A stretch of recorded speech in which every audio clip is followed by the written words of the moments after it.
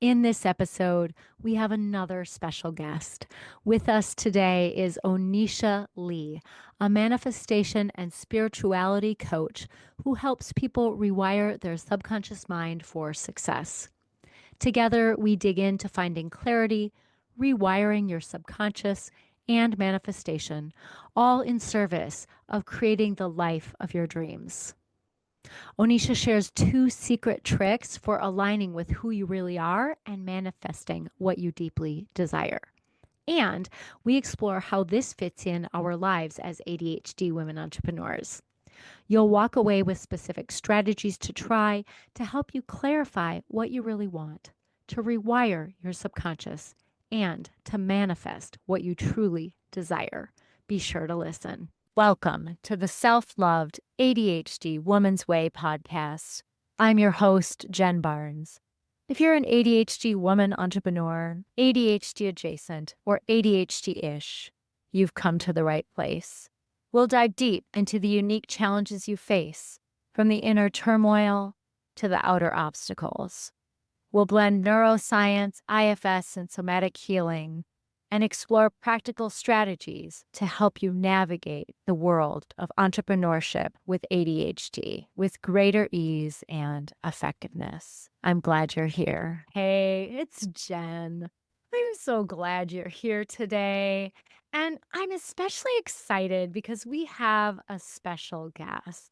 Oneisha Lee is here to talk with us about spirituality, rewiring the subconscious, manifesting, all that kind of cool stuff. So I just feel really honored to have her here today. Onisha, welcome. Hi, Jen. Thank you so much for having me. So, Yeah. Yeah. So feel free to share a little bit about yourself, like how you got into this, anything you want us to know.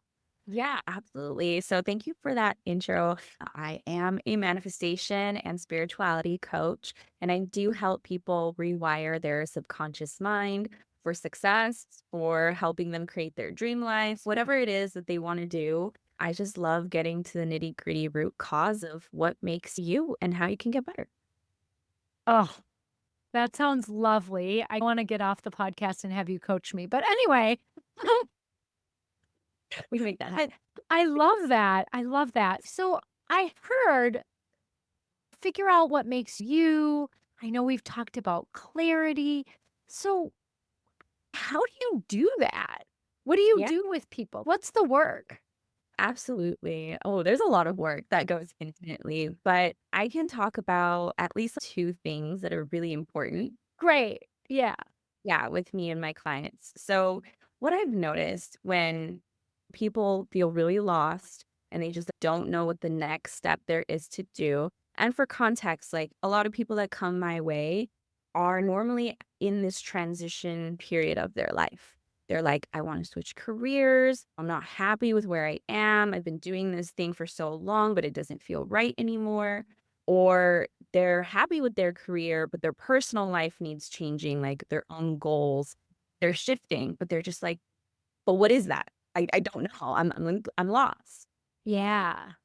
So I like to take people when they come into me and the most beautiful part is that a lot of us have never given ourselves permission to be someone different than Ooh. who we were taught to be. A lot of us have not given ourselves permission to be other than who we were taught to be. Wow. That's actually huge. And I see that a lot with the ADHD entrepreneurs I have, especially ADHD because of the masking that Ooh. goes on. Yeah, that's a powerful statement. Never thought about that. Thank you. That's like step 1, right? I believe Yeah. that permission and forgiveness go really well hand in hand because permitting yourself to be someone different also means forgiving yourself for who you want to be but never got to be, if that makes sense. Whoa. Yeah, I mean, we're talking to a group of ADHDers, and a lot of times we have Not everyone in that follows me is in this situation, but a lot of us were told, "You didn't live up to your full potential," and all that kinda stuff, so, like, I gotta believe that resonates with at least one person listening. Yes. And it's tough to come up against this wall of like things and thoughts you've been telling yourself this whole time. So I bring all of that out in people and I get really real and I go, well, who did you want to be as a kid? What were the things that lit you up? Your inner child is the key to figuring out what your true wants and desires are. But Yeah. somewhere along the way, they were stifled because of society, because you need to make money, you need to do this and that. And you didn't allow that part of you to really flourish. You know, that makes a lot of sense because when I think about my first grade self and I was asked what I wanted to do, I wanted to be a teacher, which I do now. But I also wanted to be a waitress, which is random. But I think I just always liked we'd go to restaurants and they were always so nice and they were Or in charge. They were women in charge. something. And I think that's what it represented to me. So maybe even if the exact thing we wanted to be when we were 6 years old, it doesn't maybe check out. There's clues. There's clues. Ooh, that's juicy. I like that. There's always clues. And so I do have a lot of my clients, I just go, what did you like doing as a little kid? Some people will bring up memories that they had buried. So they were like, oh, I really liked to paint. I like to create. I like to do things. The thing is, when you're so lost and you're overwhelmed with information right now in our society, I like to clear out the noise by having people just pick one thing and reminding them you don't need to get it perfect. Step one is just about exploring your interests and your needs. And Yeah, again, that permission to do it without the overhead of this needs to be monetized. This is just for you. that makes sense. Pick one. Okay, now here's something though. I heard you say pick one thing, and I work Mhm. with ADHD women, and picking one thing. It's hard. Yeah. So like, how people like narrow it down to which one thing. Mm, That's great. So I'm the same way, Uh right? huh. I want to be an astronaut, but I also want to fly a plane. I want to do all of the things. Yeah. Well, I say, okay, pick three, Okay. right? Because that's better. I'm like, okay, pick three. And then the one that lights you up the most, do that one first. That's better because then the other two are still options. Yeah. And if you, after you're like, the first one didn't work out. Oh, that was fun, but no, it's not my thing. I'm like, okay, great. Next, pick the next one. Just do Yeah, that. I love that. I love that because one of the challenges I see a lot in ADHD women entrepreneurs is they have all these brilliant ideas, but they struggle to bring them to fruition. And some of it is genuinely ADHD, but some of it is just the lack of clarity there. And the fear of trying one Mm. and having it not work out perfectly immediately. Mhm. So, okay, this is really good because I've actually rewired my mind because that's what my brain used to tell me too. I have to be perfect at this. If I don't get it right the first time, I'm a failure. Like all of these thoughts would come up that would stop me from trying in the first place. Yeah. So I started, let me see, like, what is the best way? So, first of all, I go, what's the thought? Because it lives in the head. And when it lives in the head, you can't process it. So I put it down on paper to Mm. make it real and visceral. And I just write down what those thoughts are, which are like, if I'm not perfect, if I don't get it right the first time, then for me, it was like, then I'm a failure. That was my belief. And so when you look at that piece of paper and you read it back to yourself, you come up against the truth or your perceived truth, right? Yeah. So, well, if this is my perceived truth, first of all, would I tell this to a friend? Right. It, if my friend told me that this is what they believed, what advice would I tell my friend? And I Right. said, you're not a failure. Of course not. You're just trying for the first time. Like, why would you be perfect? And then that would stop me and I go, oh, maybe I should take the advice for myself. Yeah. Well, and too, with a friend, I'd be like, first of all, you're just trying. And that's what happens when we try something new. But second of all, because I have a really good memory for someone with ADHD, when it comes to like things that people tell me about their lives like this, right? So I'd be like, and also you've done this and this and this, and that makes you not a failure too. So it's like maybe I wonder if that too couples with it. So once you get the belief out and you flip it to act as if it's a friend telling you, and you go, well, what would you tell your friend that's doing all of this? Yeah. I like to do what's called evidence stacking. So essentially, you rewrite the new belief that you actually want to believe. So the first time that I do things is an experiment. Yes. Perfect the first time. And then I go, okay, well, then it's like action steps, which is the evidence stacking. So, for example, I have never danced before, but wanted to take dance classes last year. But I was Cool. so scared, right? So fun. But I was so scared of being perceived and doing things wrong and just looking like a fool. Anybody would. So I told myself, okay, Oneisha, the first time you go, you just go. No expectations, back of the room, and just show up. That's all you need to do is show up. And then that you show up without expectations. And it was hard and it was scary. But then you just, once you rip off that band aid, it's the hardest part. Do it again. You have to tell your body and your brain that it's safe to do it. And the Mm. only way you can really fully do it is if you take away the expectation and just go. Yeah, taking away the expectation makes it safer. I like to treat myself like a friend when I can't get out of the mumbo jumbo in my brain. I like to flip it and just pretend, okay, if my friend was struggling with this, what would I tell them? What advice would I give them? Because you tend to be nicer to your friends than you are to yourself a lot of the time. That makes sense. I love that.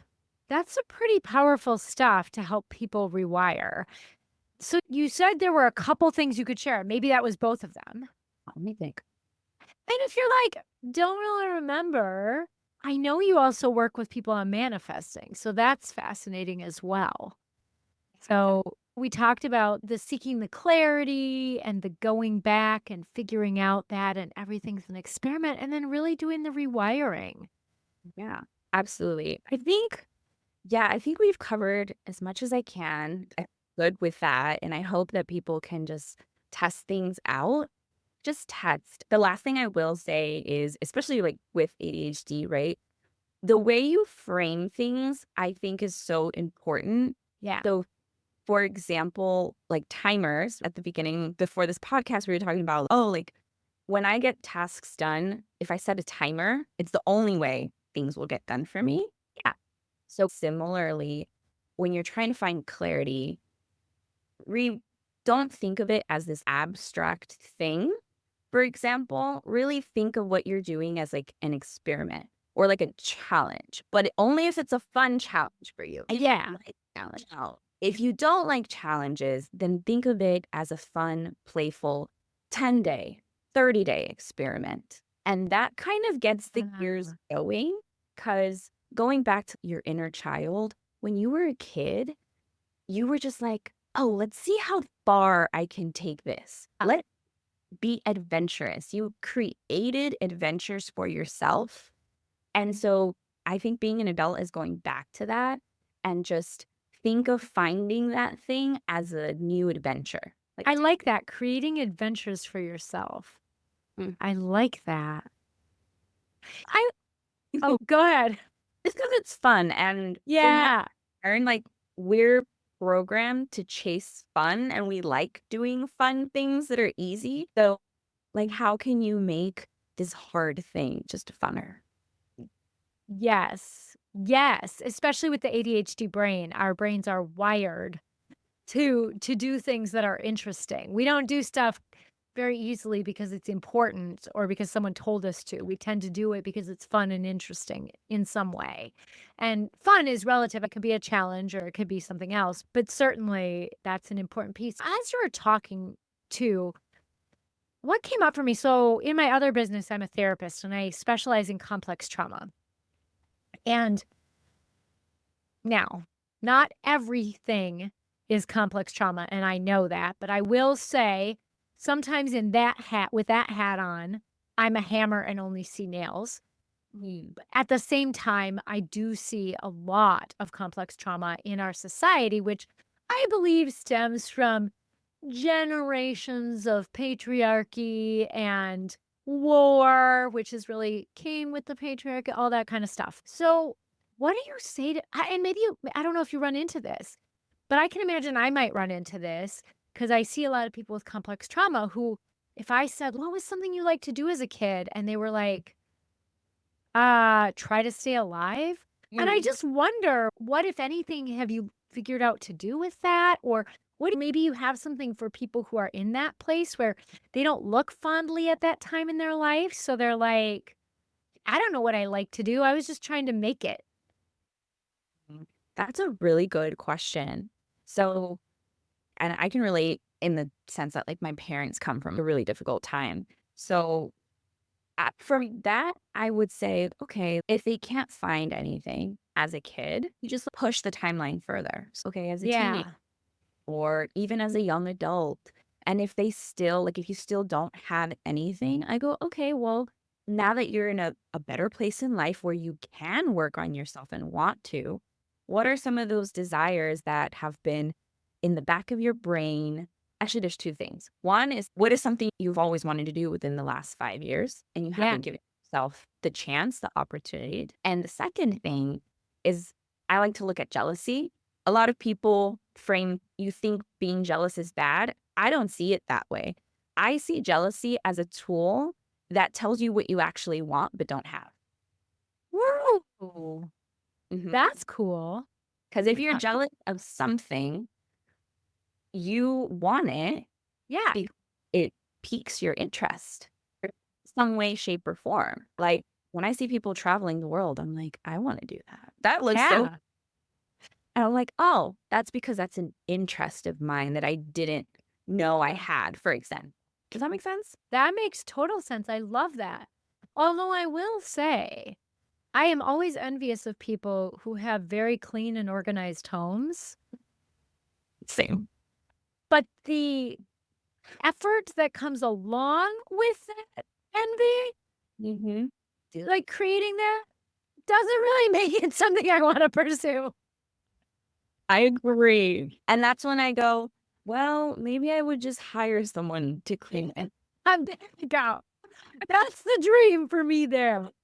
That's that part of that dream. It's actually on my vision list is to hire someone to clean my house. It's something you want, but don't personally want to do yourself. That's right. So some of those things that you look at with envy, it doesn't mean you have to be the one to do the work to make it happen. It just means you want the outcome. I love that. That's really great because it's just clear. It's not about laziness. It's just about what like where we want to spend our energy. And also, to be fair, there are certain things that take way more energy for the ADHD brain, things that are admin tasks and boring, repetitive tasks like cleaning, because you clean it and then 10 minutes later, it's already not still that clean. And so it's just like it feels pointless. And that is not something the ADHD brain likes to do because it looks like a waste of our energy, which our energy to do stuff, like our task energy, which we're already compromised in, or it feels like we are a lot of times. So I like that because then it's when I see someone traveling and going, yeah, I'd like to travel, that I could do. I could do that. But I don't want to live in a museum because I can't possibly clean up that well. Wow. No, I couldn't. You just healed something in me. I'm like, wow, that's the reason why cleaning is so tough for me. So go ahead. Yeah. That's what we're about here. Yeah, cleaning is tough. I will tell you, I'm very good at picking up and decluttering because clutter makes it hard for me to focus. It makes it hard for everyone, Right. even non-ADHD brains to focus. I'm sure you know that. Mhm. Because our brain has to filter out what's important. Mhm. So decluttering is important, at least in our workspace. But the cleaning piece is what's really hard. So, and then I got to believe I'm not the only ADHDer, but like when I'm cooking, I get food on my hands because I'm not neat, because I don't pay attention. And then I Mhm. touch the refrigerator. Oh gosh, me. And there's like, I'll go there a couple days later and I'm like, there's like spaghetti sauce on the handle or avocado on the handle of my fridge. What's happening here? So it's like, Yeah. I still have to figure out a system for making that not happen.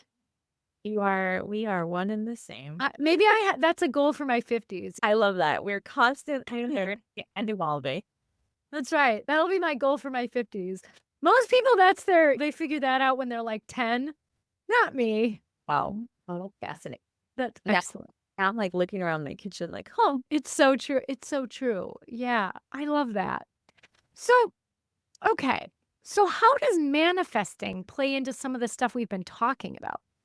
Because we've been talking about some really cool stuff and rewiring and really getting to know your subconscious, like desires. So, how does manifesting play into that? Yeah, I love manifesting. Manifesting, Yeah, you lit up. I do. I think because for me, manifesting is like a form of magic, which sounds so like fun. Like Uh again, huh. going back to that fun, it is a way to make the mundane a little bit more special. We have our everyday life. So for those of you who aren't aware about manifestation, right? We are constantly manifesting, which is good in a way. Like I try to tell people like don't ever be scared. I don't believe that you can like manifest bad things. I don't want to subscribe to that ever because it's to me personally a waste of energy. I'm just like Yeah. don't overthink it. I like to use manifestation as like this really fun tool to bring, like I said, bring a little bit more magic into your life. And the way that I like to do that, our thoughts, especially for women, right? Yeah.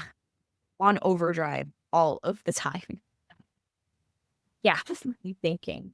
So when we focus, I actually just said this yesterday. I was like, when you really start to focus on magic, more magic. Mm. When you like look for good things, you find good things. Grateful, which is at the forefront of everything, gratitude. Uh, Yeah. when you're grateful for the things you already have, you bring more good things into your life, just like naturally, magnetically. I believe that. I find that to be true in my own life for sure. Yeah, Yeah. I love that. So for people that are interested in manifestation, they're like, well, I've heard about this, but what does it really mean? Or how can I start? Right. I will put this trick tip out into the world because I did it the other day and it really worked for me. And it brought me back to like basics, for example. So I like to ask when I'm having like a hard day or I just want the day to be lit up.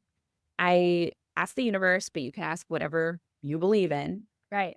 even if it's the ether, like whatever. Right. Uh, I just go, hey, universe, I really want proof of magic today. Like, and I like to get a little bit clear. I want to go, please show me a sign, show me something I wouldn't miss, make it obvious Yes. that, like, I want to have a really incredible day. Show me a really positive sign, something I can't miss, something along those lines. And you can make it your own I love that.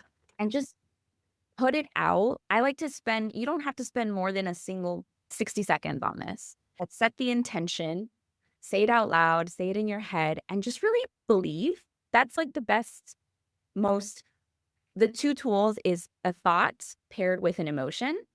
So you have your intention, which is the thought, and you pair it with feeling really happy, really giddy, really just, oh, something good is going to happen today. I love that. And then you just let it go. And I like to completely forget that I said it. And in the days that I've done that intentionally, I've been surprised with, like, I did this on New Year's Eve, and one of my best friends called me and was like, "I have a free ticket to this concert I'm going to." And it was an hour before, like, the concert started, and I was just like, "Yes, I'm down." I mean, Yeah. that's so magical.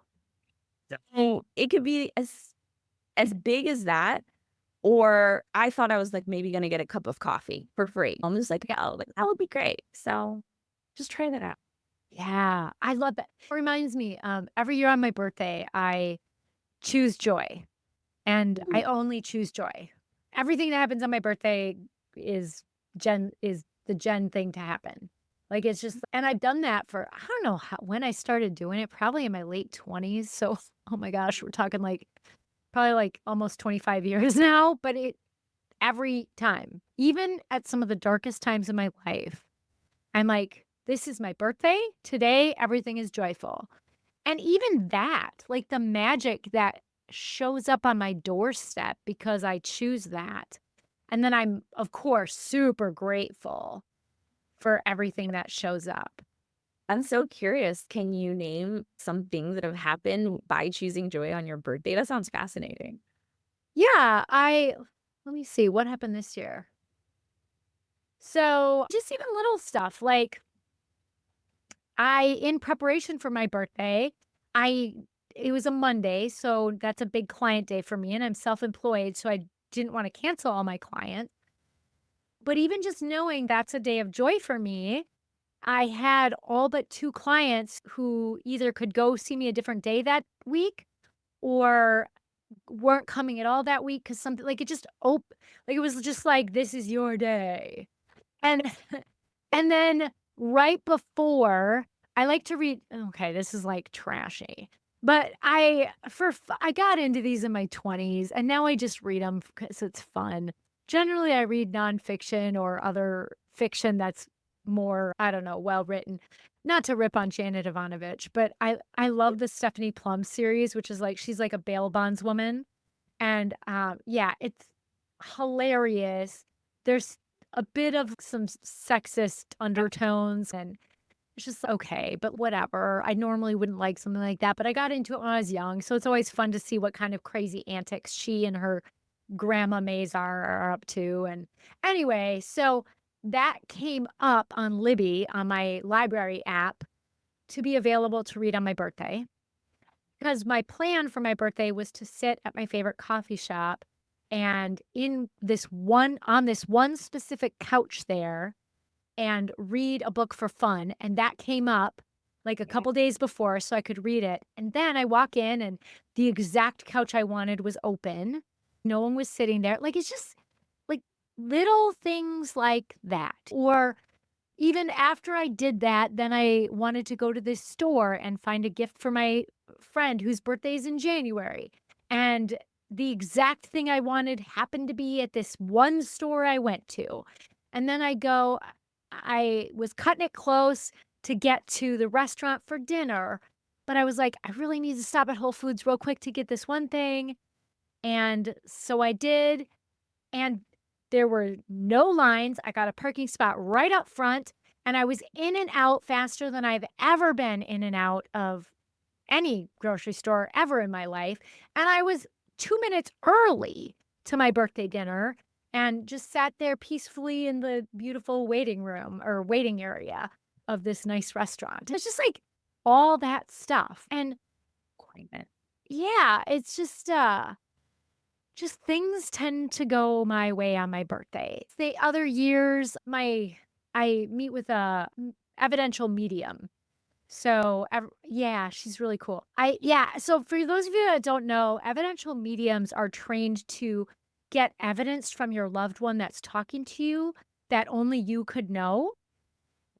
So, like, the first time I talked to her, I wanted to talk to my mom, and it's yes, and you answer yes or no only. And she was like, "Are you here to meet with a man?" And I was like, "No, I I know who that is." Like, I knew it was my grandpa, but I was like, "Whatever." She's like, "Oh, he's handing me those old green plastic things, baskets that hold tomatoes, like cherry tomatoes." And I was like, "Oh my god." So my grandpa, first of all, he was a grocer, so he had access to those. But second of all, he had a tomato garden and I would steal the tomatoes. And so he would just go get a basket and say, Jenny, honey, why don't you just take some of them home? So that's what evidential mediums do. They're able to get evidence from the other side so they can prove it's your loved one. So your loved one knows how to prove it's them. So anyway, but a lot of times I'll meet with the evidential medium right around the time I was born because for years my mom called me at the exact time I was born. Um, yeah, it was really cool. 10:31 in the morning. So it was not like 2 in the morning. So anyway, this one year I was meeting with the evidential medium and we had scheduled our time and she was running 1 minute late. She got on at 10:31 instead of 10:30. I'm so sorry I'm late. It just felt that I needed to be here at this time. Wow. Hidden. She had no idea. You had no idea. So it was like my mom calling me, which is magical. And so just stuff like that. Or I don't know, this year I sent my first book off to my editor at the exact time I was born on my birthday. And then she writes back that day, wow, this is really great. Stuff like that. Just All good things. Just again, little pieces of magic. Oh, these are turning out really great or like better than expected. yeah. Yeah, and it's every year there's stuff. Like that's just what I remember from this year. I can't remember years past, but or there's another year where the Harry Potter Symphony where they play the score to the movie, right? And I got into Harry Potter in 2016. That was the first time I'd ever really connected with it because when it came out, I was an actuary and had exams and the idea of reading what at the time seems like a silly book was not gonna happen, and then when in 2016, I was like, "Oh my god, I love this." Well, so one year, the Harry Potter Symphony was on my birthday, and so I'm like, "Oh, that's the perfect thing to do for my birthday," right? So it's just stuff like that that I don't know. That's just one example, but I even and this is again, maybe sillier stuff, but even tapping into intuition on my way to work, I let my intuition tell me which way I'm supposed to go. What's happened when you do that? So I have a spot, this is so silly, but there's a spot right by my house where I can either turn right at a stop sign and then I turn left at a stop sign to get on to this main street to get on the freeway. Or I can go straight, there's no stop sign, turn right, and then there's a stop light to get on the freeway. And because it can be faster one way or the other, just depending on what's going on that day. So I've started just letting, this is going to sound crazy, but just letting the universe tell me which way to go. Every time I do that, I get there. And if I take the way that doesn't involve the stoplight, I'll see the cars that I would have been behind at the stoplight. Oh, Yeah. Or there'll be times where I will go the way of the stoplight and I'll see like extra traffic going. So I would have had to wait anyway, which is like this small stuff. But what I find is when I manifest those small things and I'm grateful for them and I pay attention to them, then that seems to help me manifest bigger stuff. absolutely. I love the examples. And that's again like evidence stacking. Because you're telling your brain I can do it. Yeah. And you're like, well, if I can do these little things, then you climb up the ladder to like the next thing, which is like bigger than that. I like that. So I tell people if you've never done this before, I always have people start with manifest a cup of coffee, manifest a parking spot, like something that feels like, oh, it would be fun, but it's not hard. It's not this. Yeah, if I could find a parking spot right in front of my house, the grocery store, the coffee shop, that would be proof, especially if it's always a busy street or whatever. So what are steps up for people from that? What are steps up? Yeah. Ooh, okay. So once you do those little things, then I tell them, like, okay, what's something that's like slightly, what's it called? Out of your comfort zone, but that you're just like, if I got that would definitely be proof. Okay. Cause some people like to write off parking spots. Some people are like, oh, well, this person was being extra kind today or whatever. And I go, okay, well, what's something that would be undeniable proof that you brought it into your physical reality because your brain thought of it first. It's like how I like to frame it. I just go experiment with that. Like your day of joy is you have that like specific couch, right? That's cool. I Yeah. was like, that's really special. Yeah. You won something. Like, what? Yeah. You won. I don't know. I guess to every single person, it would be different. I It, was thinking on like manifesting clients. Ooh, I have a trick. Okay. Every time I've done this, again, like it happens. It's because I like just believe and I let go once I figured it out. So I like to get specific. I did this for my virtual assistant, but I've done this for clients. And I just write down what would like my dream client be. Okay. And I like to, depending on whatever field you're in, I like to also talk about feelings. So, like, how do you feel when you work with them? Are they very coachable? Are they someone that's like super excited to do the work? Are they a paid in full client? What kind of client are you bringing in? And just write down those details that when you look at that page, you're so excited for this person to find you. Love it. That's my dream client. And again, when you feel the emotion, again, like a thought coupled with emotion is the magic. And then you just like go about your day. You do the things, you do the normal things that you would do to bring people in. And I've always brought in that person. And sometimes I don't notice it till after. And I'm like, I go back and I'm like, no way. So, for example, I had written my dream virtual assistant. I wrote a list of everything I wanted this person to have. And once I hired, I looked back and I was like, she fits that exact description. That's amazing. And I was like, oh, this works. I forget. You're like, that's fantastic. Wow. That is fantastic. It's just get really specific. I think I like to tell people a lot of us feel that sometimes you're not in charge of your life or you're like, oh, we get used to the mundane of everyday life. I get you have the power to take control because you have free will. So I like to do these experiments with manifestation to remember that I am co-creating with the universe and I just need to give the universe instructions for what I want to see in my life. And then it can provide those for me. I love that. Just need to give the universe instructions. That is so great. You've shared so much today, Oneisha. I appreciate you sharing about how we get in touch with ourselves, how we can start to rewire our subconscious. And then the manifesting piece is just, it's so important. And you share a really nice, easy way for people to just start doing it, even if you're not totally a manifestation junkie.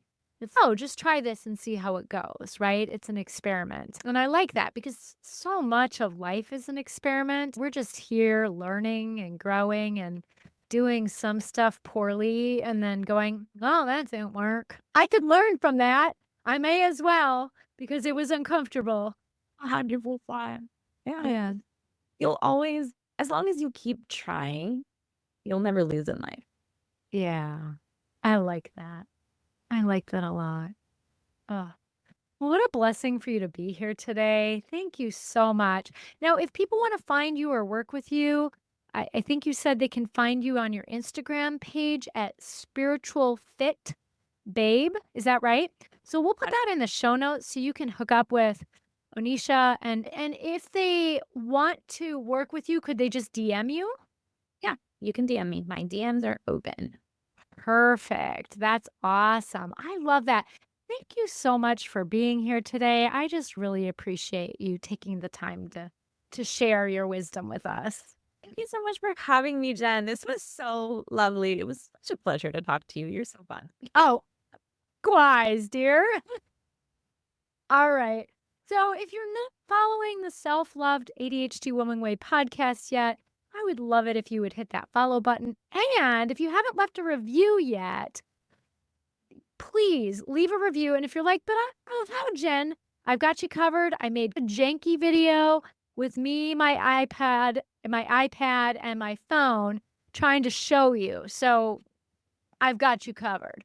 So I would love it if you'd leave a review and make sure you check out Onisha on Instagram. So thanks for being here, y'all. Take care.